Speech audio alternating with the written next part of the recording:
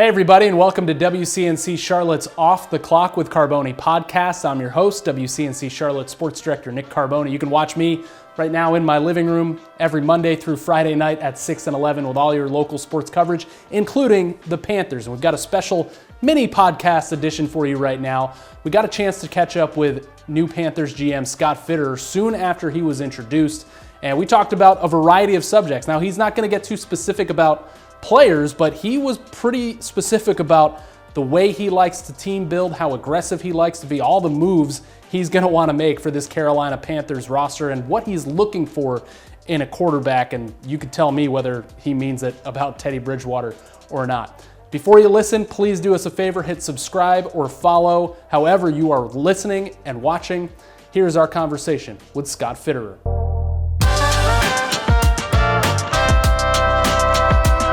Scott Fitterer, welcome to Charlotte. Welcome to the Carolina Panthers. I've got to ask, after a couple of decades in the business with the Seattle Seahawks, what is it like to have the reins of your own NFL team as general manager, one of 32 general manager jobs in America? Yeah, it's really exciting. You know, you work your whole life trying to help an organization build a winner, build a consistent championship caliber team. We're fortunate to be in 2 Super Bowls and win 1. I wanted to expand out and build something here in collaboration with Coach Rhlue and then with Mr. Tepper, and I'm really excited about the opportunity. Looks like you've been in Seattle, basically your whole life, with the exception of college. So what is it going to be like for you and your family to move east and live here in North Carolina? Yeah, I spent the first 18 years of my life in Seattle, spent about 10 down in Los Angeles, and then moved back to Seattle in 2001 to work for the Seahawks. My wife is from Seattle. The kids know they're born and raised there, obviously. They're all really excited to get down here. They've heard nothing but great things. They've been researching online, and I can't wait to get them down here. When you spoke with Matt Rhlue and David Tepper about taking the job, where did things really line up the most when it comes to building a consistent winner? Really, it was just the philosophy. When I started talking with Coach Rhlue about the development of our players and how we can help them reach different levels that they, when they come in as rookies, to help them grow and help them with the processes that are in place, and really just having a growth mindset.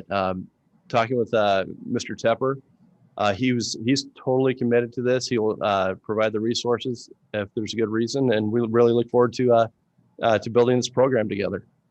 I know you're not wanting to talk about specific players just yet as you dig into the roster, but from what you know of what a franchise quarterback is, where that can take a franchise, what's your philosophy on what that position should look like? You need a leader. You need a winner. You need someone that can make plays when the game's on the line, someone that processes information quickly, someone that just sets the tone for the team. It's not just about throwing the ball to the receiver. It's about all the little things.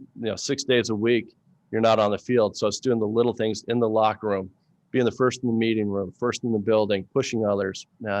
That's really what a leader is, and that's what we want in our quarterback position.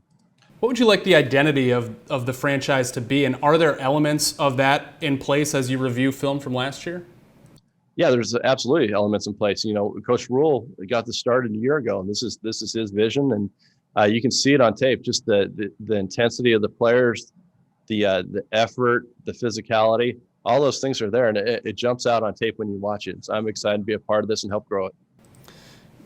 You talk about a long-term view, but what's the first thing that you and everybody else there needs to do starting here in week 1 to get to where you want to go? The first thing I need to do is evaluate the team, figure out who's here, who we have, what drives these players. I need to figure out what the coaches think of them, what our personnel staff thinks, and then we'll develop a plan for free agency and the draft. When you talk about aggressiveness in team building, what does that mean to you? Really, it's just going beyond what's the normal, doing more. It's from an acquisition standpoint, it's players coming through, churning the back end of the roster, finding the right fits for our team. Just not doing what everybody else is doing. We want to be aggressive in all aspects of our approach to this, and that's how we're going to do it. Last year was so unfortunate that Coach Rhlue and his staff just had to endure so much not being together until really training camp.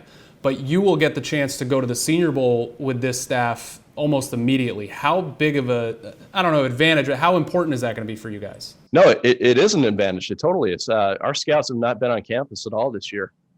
They have not talked to the coach, or they've talked to coaches, but it's either via Zoom or on phone calls. So usually when you're in the building, you're getting different information than everybody else that's on a Zoom call. You're talking to trainers, you're talking to strength staff.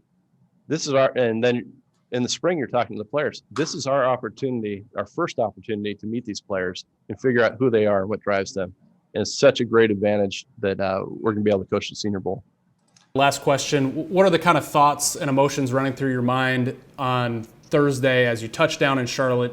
You get a look at Bank of America Stadium as the Carolina Panthers general manager. It was a rush. You're going through the process. You're doing the interviews.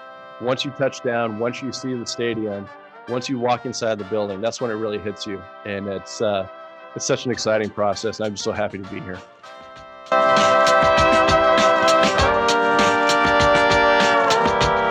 All right, thanks to Scott for doing that, for the Panthers for setting it up. Hope you enjoyed it. A little more of our conversation with the new Panthers general manager, trying to bring a consistent winner to Carolina. They've never had back-to-back winning seasons. He comes in from Seattle. They had 9 straight winning seasons before he left to come here to Charlotte. All right, subscribe, follow if you can on YouTube, Spotify, or Apple Podcasts. That's it for now. We'll talk to you next time on Off the Clock.